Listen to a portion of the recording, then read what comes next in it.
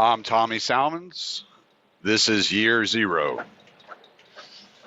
Oh, pardon the noises. I'm going through a construction zone right now. Uh, I don't even know if y'all can hear all that, but it's quite bumpy. I've been thinking a lot, and I got in a conversation with a guy um, a while back. It wasn't a really long conversation, but he he brought up the fact that only reactionaries have to change their mindset. Now I'm going to draw the outline for you of what was being discussed, and in kind of a vague way, because I don't remember exactly what exactly I was saying, but generally somebody was defending Bernie Sanders, and I said, well, you know, look, a lot of people have a problem with Bernie Sanders' affinity for communism and his apologies that he's made over the years, his apologetic stance that he's had over the years, going to the Soviet Union in the late 80s for his honeymoon, and then talking about how wonderful the Soviet Union was even after the after all the murder and genocide that had taken place under Stalin, pretending like it was nothing. But my concern with Bernie Sanders is beyond that. Number one, he doesn't understand economics at all. He has no understanding of economics, and if he does understand it, he just doesn't care. That's number one. But number two, he's the only person I've ever seen that hasn't changed his mind on anything in 40 years. So either he's the only perfectly knowledgeable individual in the world, or he just refuses to learn. And either way, I'm just not okay with that. Because there's no such thing as a perfectly knowledgeable individual. And refusal to learn is a major problem.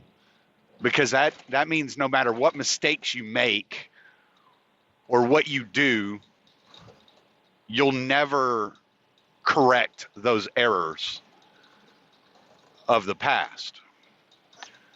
And it reminded me of a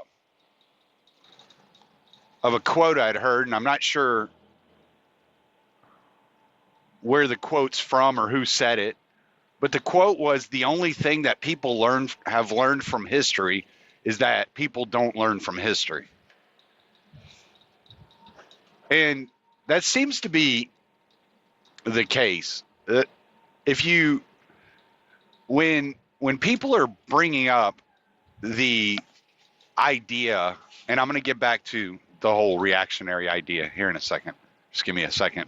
My mind is kind of, I still haven't woke up good. I didn't even get real coffee today, so I'm kind of I've been wanting to talk about some of these ideas and thoughts that I've been having, and I'm trying to put them together in such a way that they kind of mesh together into an actual conversation, an actual a stream of thought that makes sense, tied together. So just bear with me, please. So if you look at like the outrage that people have with Donald Trump, let's say, and they'll say things like Donald Trump is the worst president the United States has ever had. And my question is always based upon what metric? What metric are you basing this analysis on? Right? FDR's New Deal handed power over to corporations at the expense of average citizens. Woodrow Wilson got the United States involved in World War I for no good reason. And he signed into law the Federal Reserve Act, giving birth to the Federal Reserve, which has caused more economic hardship than absolutely necessary to date. If you look at since 1913 and the development of the Federal Reserve, the dollar has lost 96% of its value, of its spending power. Since 1971 and the abandonment of the gold standard, the dollar has lost around 82% of its spending power. And I was talking to my dad the other day, and my dad he's kind of I'd say he's kind of Buchananite in ways. He has this paleo streak to him. But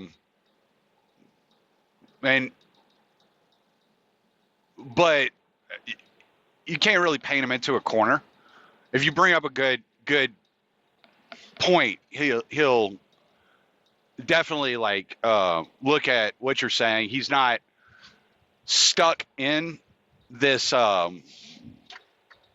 thought process of conservatism as you might think it is. He tries to think these things through. He's taken economics classes. He's kind of a Milton Friedman, maybe Hayek kind of thinker when it comes to economics. He leans much more in a free market direction, with the acceptance that this is how it's always been, at least as long as he's been alive. And so we were talking about the economy and just money in general and how money has lost its value. And I brought up to him, I said, well, I was like, it's funny. I was like, because it's like people don't recognize this, that inflation is not the value of money changing. That's not what inflationary policy is. Inflationary policy is in reference to inflating the money supply and increasing the amount of money that is flowing through the public sector. And what it does is it actually decreases the spending power of that money because it's a simple supply and demand argument. It's the greater supply, the less demand, so therefore the less value that money has.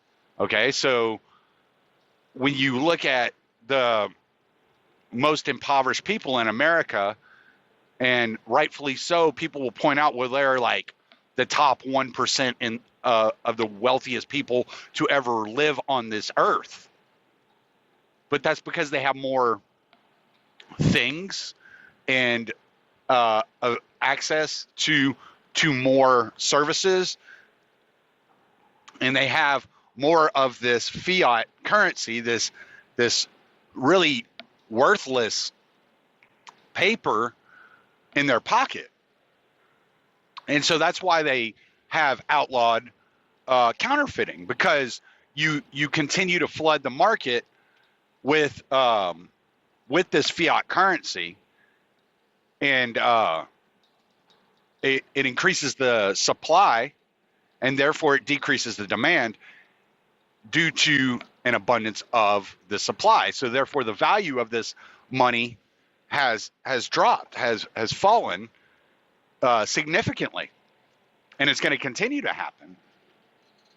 And he was like, yeah, and a lot of it's due to quantitative easing. I was like, well, that's a euphemism. It's a term to cover up an inflationary monetary policy. All that is a liquidation of assets.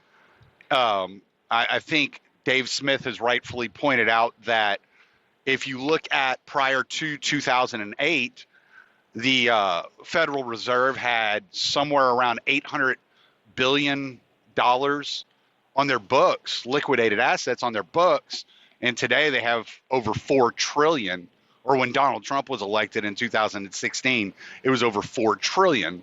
So I mean, you can see in that, just in that aspect, just that one statistic, how it would be there's a higher supply, so therefore there would be a less demand for it, or less need for it. I mean, people still demand money because money's required to live, so the demand's going to be there, but to what extent is it going to be there? And as the value, it seems like it really seems like it's an interesting thing to look at when you see the value of the dollar decreases and the demand for dollars do temporarily increase. But at some point, that dollar is worth so little that people stop demanding that dollar. And you're starting to see that a lot more in today's age, because people are spending a lot more of their dollars investing it in real money like gold. And when you look at the price of gold in 1913 was $20 an ounce, and the price of gold today is somewhere around $1,250 an ounce, right? But in 1913, what would that ounce of gold buy you? It would buy you a custom tailored suit and a really nice pair of dress shoes. And today, an ounce of gold will buy you a really nice custom tailored suit and a really nice pair of dress shoes. So when you have real money and it's actually based in something of intrinsic value, something that has this ability to be used in so many different ways and serves so many different functions for an individual, something that when you melt it down, it doesn't lose any of its composition, that you can reshape it and mold it and never lose anything, any of the value that is involved in the chemical composition that makes up this substance. When you have something of that nature, then it doesn't have it doesn't get devalued over the years. And that when you look at something as simple as me as a truck driver, when I would go to a CAT scale and I would weigh my truck just 2 years ago, it cost me $10 to weigh my truck. But I go there today and it cost me $11.50.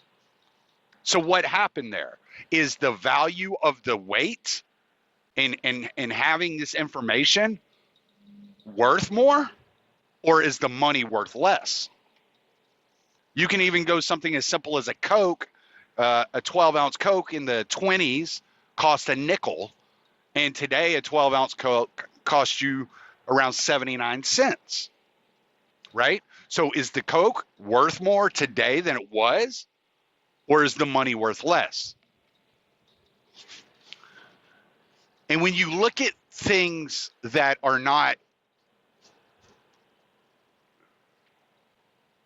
necessarily intervened upon on a mass scale, you start noticing that the price is actually dropping, and it naturally decreases because you have a greater supply of these things. So what causes the decreasing of value of the dollar is the intervention into the creation of that dollar. Whenever each state or each bank was printing their own, notes, repository notes for gold, well, the value of those notes were dependent upon each individual bank. And when they introduced the fractional reserve system, is when they had that split, and then they had the bank run, and they couldn't pay out all the gold that people were coming to collect due to the fact that they had created this fractional reserve system. So they only had to keep a fraction of the money on their books as a reserve, right? So it's always easily explained that if I were to deposit $100 and they could loan out $90 of that to somebody else, now their books still show that I have $100 in the bank, but there's only $10 there. They've taken that other $90, they've loaned it to somebody else, and that somebody else has deposited it. So now their books show $190 in the bank. But what they've done is they've loaned out, they've actually created a deficit within their own system of $90. Now, let's say they borrow out another 90% of my money, which means they borrow out the $9 of my money, and then they borrow out $80 of what this other guy had loaned from them. They loan it out, right?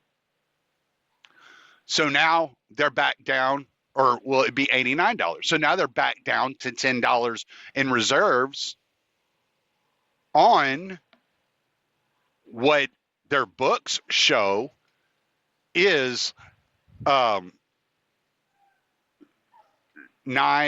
10, 190, and then these people create deposits, so that increases it to 199, and then another 89, that increases it to 279. So their books are now showing $279, but they actually only have $100 within their system. You see what I'm saying? And when it keeps breaking down that way, and they keep loaning out 90% of each individual account, it continues to create this illusion of more money within the system, right? So when they had that bank run, they only had a fraction of what their books actually showed. So these people think, well, I have $130 in the account or whatever, but they only had, $20 in there. Everything else had been loaned out. So they couldn't get their money out. Right? So, and this is why whenever you look at the Federal Reserve and the fractional reserve banking as a whole, from that mass level, you have to realize that most of this money that is showing to be throughout the system, within the system, moving around, is actually not even there. It's there on the books, and by digitizing the money supply the way they have since technology has taken over, it's made it a lot easier because nobody's holding a mass amount of physical dollars anymore. And then they had to bail out the system because they realized that, and in bailing out the system, it did serve to some degree the lesser of us, the average citizen, the blue collar workers, those of us that have to work for a living. There was some sort of ensuring that we didn't lose our book notes, quote unquote, that are showed to be in our accounts, even though they don't physically exist in our account. There was a degree of, okay, we are saving these people, and they had to sell it to us as we're bailing out these banks. We're actually saving you a massive heartache, which is true to an account. But who really benefited from that? Who did they really bail out? Who was really going to lose their ass, right? It was going to be the bankers. It was going to be Wall Street. These were the people that were really going to lose their ass in this whole situation whenever it all started crumbling down.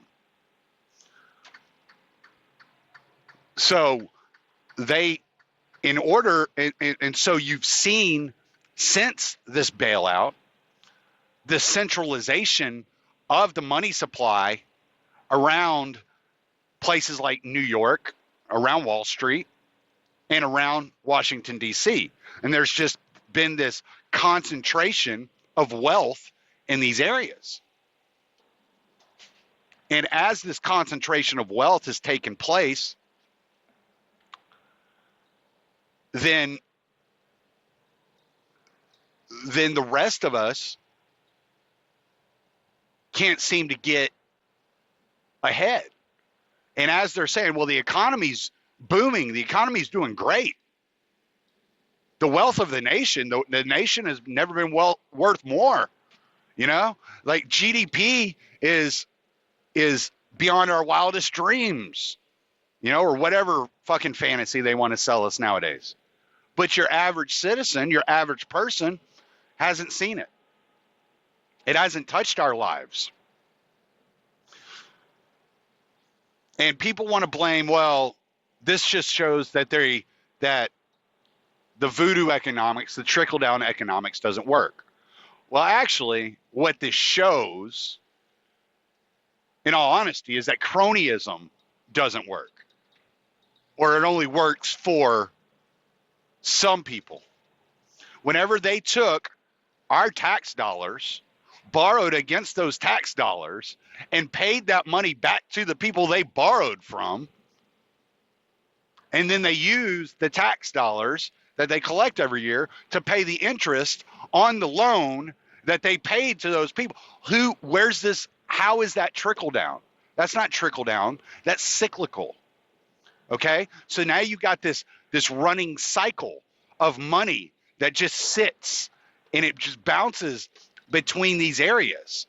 And it does eventually work its way down into the economy, right? But the massive scale of printing, the quote unquote quantitative easing, the inflationary monetary policy that is in place that moves wealth from the banks to Washington back to the CEOs and the Wall Street tycoons, that inflationary policy doesn't actually have negative effects for, 6 to 18 months by the time that money has already cycled through the economy and trickled down to you or I, to the average worker. And so when it gets to the average worker, the devaluation of the currency due to the increased money supply has been recognized by the market, and the market has started to adjust. Prices began to go up, and therefore you never see the benefits of the additional money in your pocket, because the additional money in your pocket doesn't go near as far today as it would have gone just 10, 15 years ago, right? And what the real scam of this is that when they're printing this money, and as it's hitting the hands of bankers and politicians and CEOs and Wall Street tycoons, the money hasn't been recognized by the market. It hasn't adjusted to an inflation of the money supply at this point. So as they're spending this money and spending it into the economy and through the market, it's actually spending at a increased value than what it actually should be due to the increased supply, because the increased supply hasn't been recognized. It hadn't worked its way through the economy for the economy to make the proper adjustments. And so they actually are spending money that is valued at a higher rate than it should be valued as. So they're getting the benefit of an additional wealth, while by the time it hits our pockets, we are getting penalized for the additional supply, right? So when people say, well, these reactionaries, they traditionally spoke about the conservatives. That is a traditional like point of view of a reactionary. It's someone who's reacting to changes, right? And they're trying to conserve their idea of what the government should be, whether it was in France and it was a monarchy, or whether it was prior to the Civil War and they're trying to push it back towards a more constitutionalist government, whether it was in 1789 and they're trying to push it back towards and conserve the Articles of Confederation, whether it was prior to the Great Depression and they're trying to push it back to the times of slavery by instituting Jim Crow and segregation laws, whether it was after the New Deal and they're trying to turn back the fascist corporatist policies of FDR that benefited the corporations,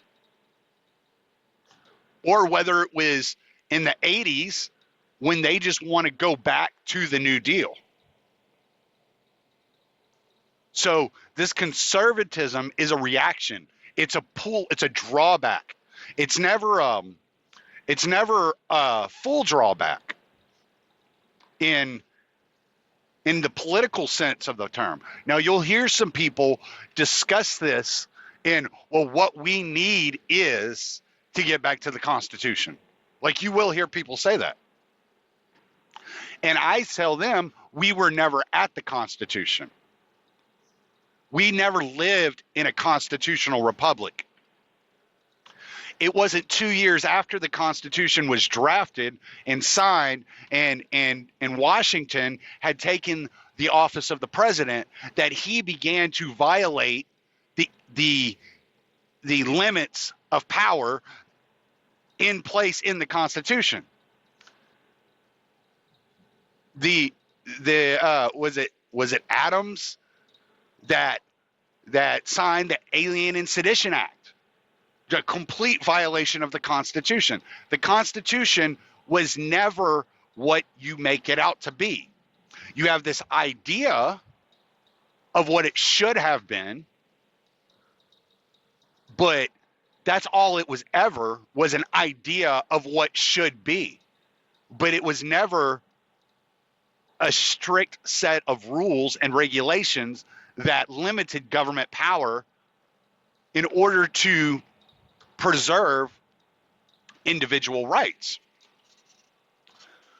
But when people are discussing reactionary policies or reactionaries in a political level, they're typically referring to the conservatives.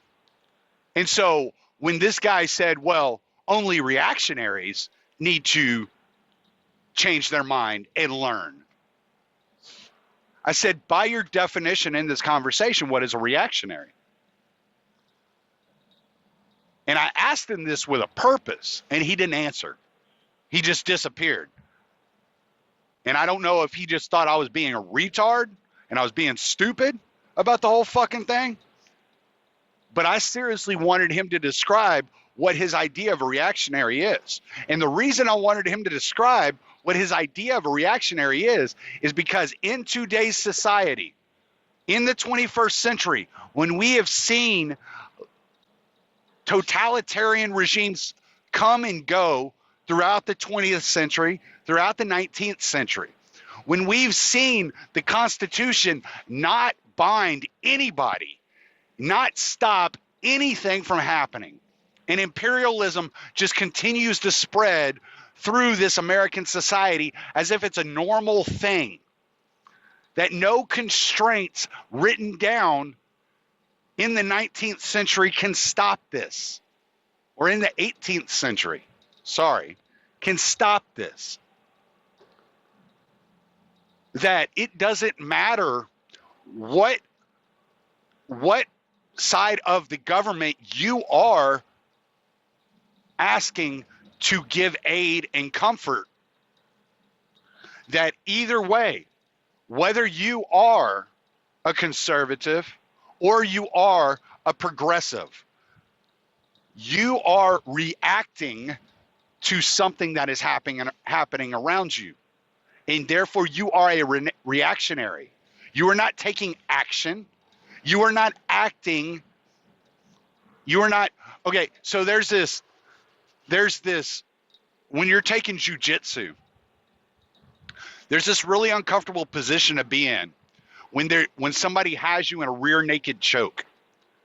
And your first instinct is to try to turn into their forearm, because it feels like it's looser on that side, because their bicep is pushing into one side of your neck. So you're trying to turn away from that pressure coming into that one side of your neck. So you're trying to get into the forearm, and that is like a natural thought, because you're like, there's relief right here. There's relief right here. And if I can move over there, that relief is going to allow me to breathe and think, and then act accordingly, right? And typically, and what usually happens is when somebody turns into that forearm, they turn their chin in that direction, like trying to put their chin in that person's elbow, the crook of their elbow. What then happens is the person that has the choke on you squeezes. And when they squeeze, that forearm flexes too. And suddenly you got this forearm flexing in one side of your throat and the bicep flexing in the other side of your throat. Your air passage is getting cut off. You can't breathe, and you go out. And it only takes like 3 to 5 seconds. It's really quick. And what you're supposed to do is you're supposed to turn into the choke. And by that, they mean the pressure's coming from that bicep. You're feeling that bicep on your neck. And that's what's causing you a lot of discomfort. And where your chin is at that particular moment is not going to protect you completely, but it is what's saving you at this moment. And what you want to do is you want to turn your chin into that bicep, and you want to separate your neck from the bicep using your chin. And so you're turning into their armpit. And they call that turning into the choke. And the reason they call it turning into the choke, because it usually gets tighter before it gets looser. But when you get to that full position of where you've turned your head and you've gotten your chin between that bicep and your neck, then all you have is pressure on your mouth and your face. And there's no more choke happening. And nobody wants to turn into the choke, right? Everybody wants to turn away from the choke.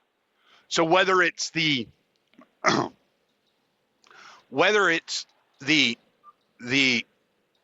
conservatives on healthcare saying, no, we just need to get the government to do this.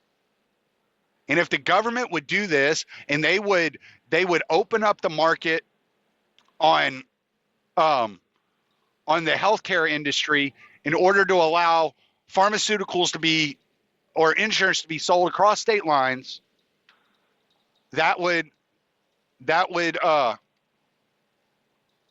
solve the problem. There's relief there, because then you're competing within the market. And that's not a completely horrible idea. It's not. Opening up the market in that way to allow the insurance companies to sell insurance across state lines isn't a horrible idea. And the Democrats are all saying, no, no, no, no, no. We need more government intervention. We need the government to further take control of these insurance markets, further regulate these insurance markets, possibly become the only insurance market and monopolize the market for itself. And therefore, the people can vote on the insurance idea, the ideas of insurance, which, okay, there is some logic to thinking, if you believe, which a lot of Democrats believe, there's some logic to thinking that your vote, your by giving the government power over an industry, somehow makes that industry more susceptible to your influence, because then you can vote, and your politicians are representing you, and so they have to go in there and hold these people accountable for your benefit. And if you are one of these people that believe we are the government, then okay, there's some amount of logic to that. But neither of them says, wait a second, why do we have to have insurance to treat a cold? Like, what is created such an atmosphere to make it to where to just go to the doctor and have a sinus infection looked at, I have to have insurance for that? Why? Why is that even a thing? Shouldn't insurance be for the worst possible things? Like if I get cancer or have a heart attack or I need a major surgery? And why is it that I look at the cell phone or technological industries or even LASIK surgery, and the prices are going down as the technology gets better? The prices keep dropping. But when you look at the healthcare industry, the prices keep getting higher. What's causing that? Nobody wants to look at that. Nobody's asking those questions. Nobody's asking what has happened over the last 40 years to create this type of environment. And if you draw back 40 years, you find that over 40 years, over this period, the government has become more and more and more interventionist within this system, within the healthcare system. And that as the government becomes more and more involved in the healthcare system, the prices get higher and higher.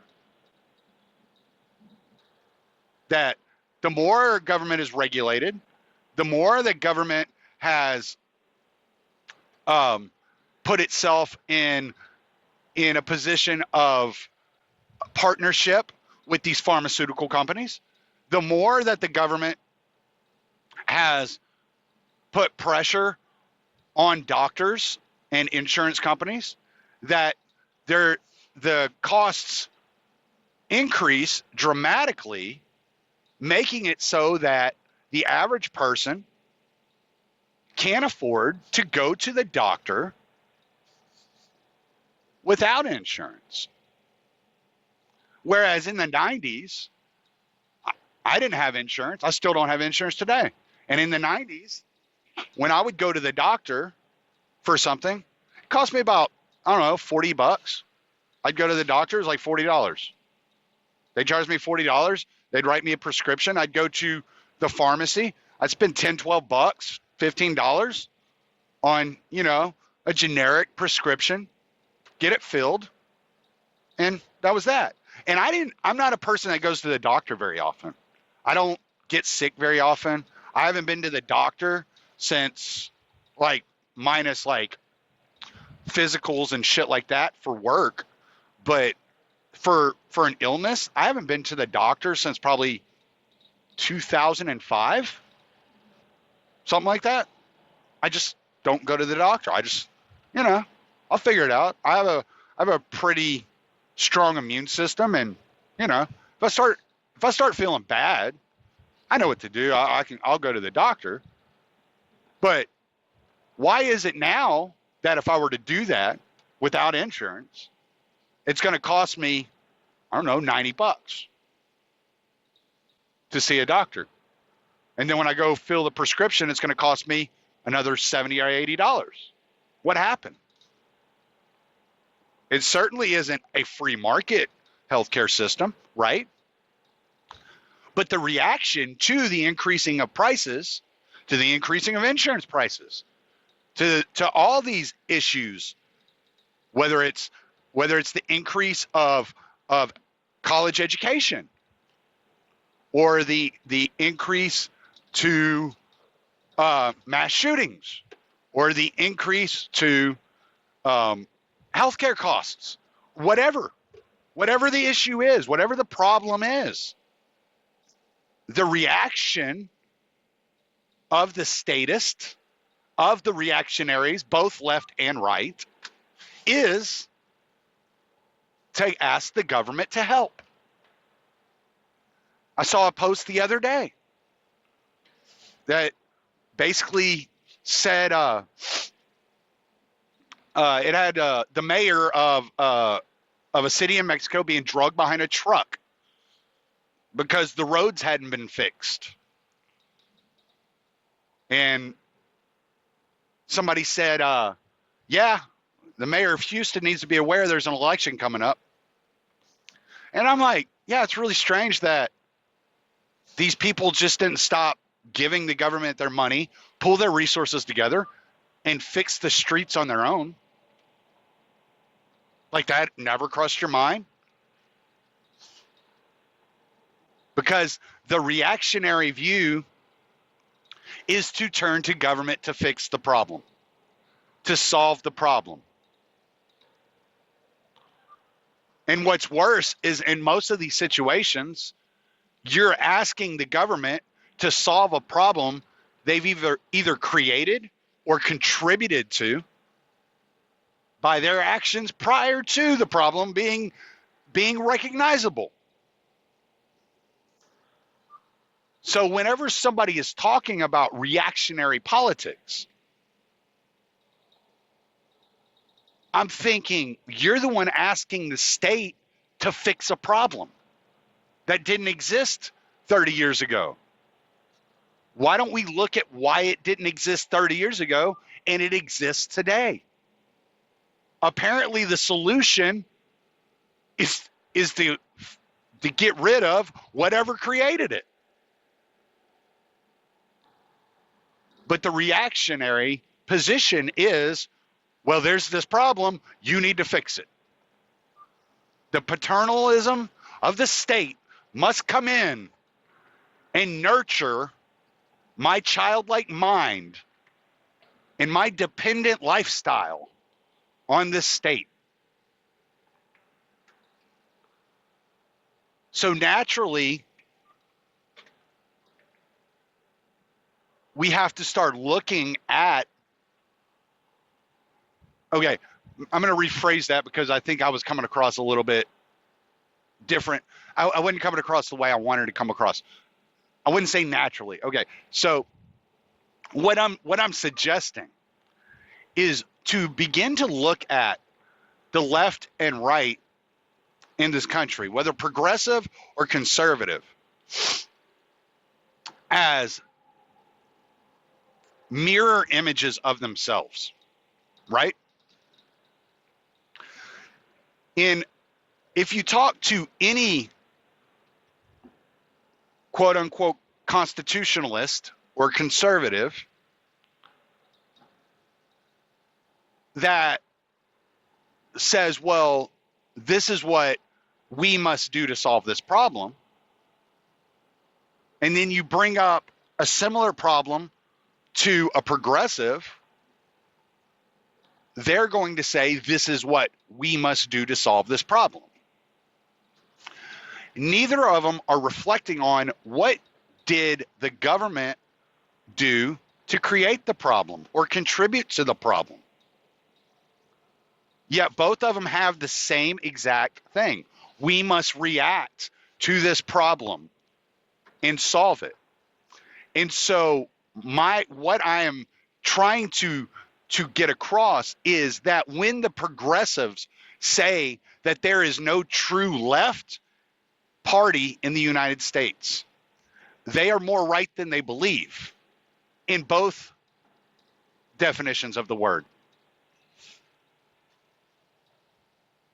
And whenever the conservatives complain about leftists, they just don't know what the hell they're fucking talking about. Because the only leftists in the United States are libertarians and anarchists.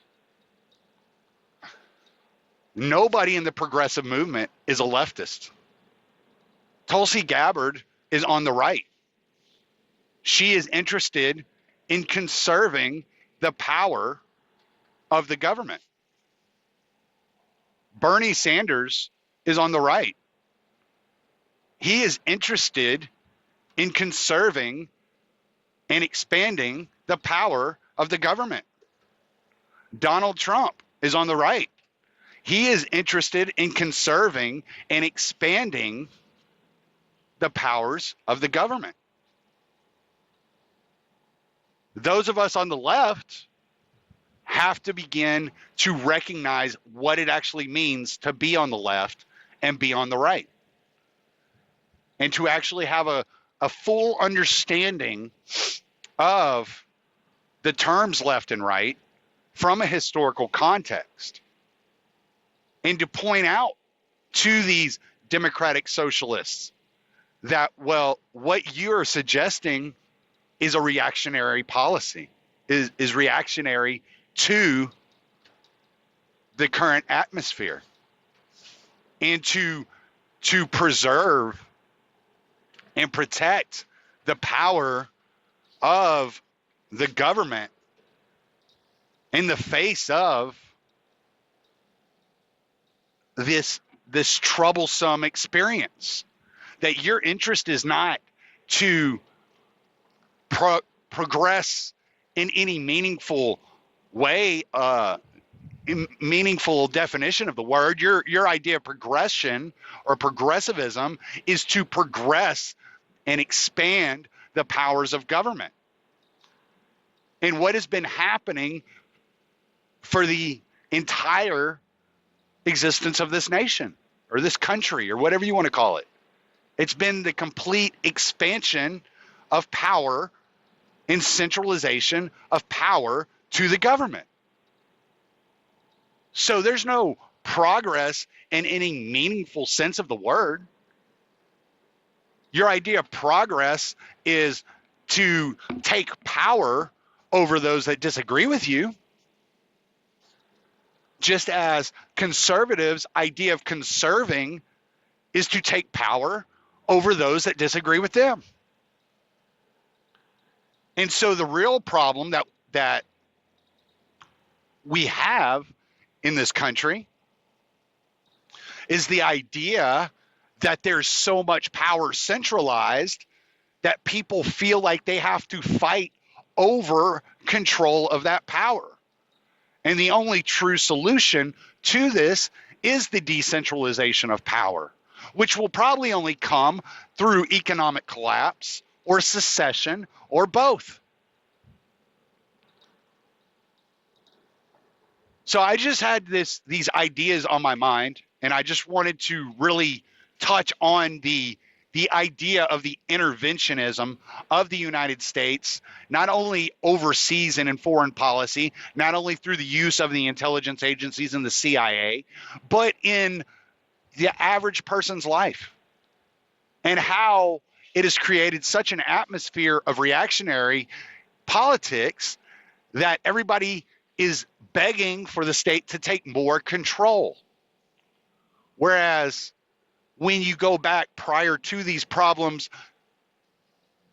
ugly heads popping up in our society, we realize that, hey, this was prior to any kind of social or economic engineering of the society, at least at the scale that we see it now.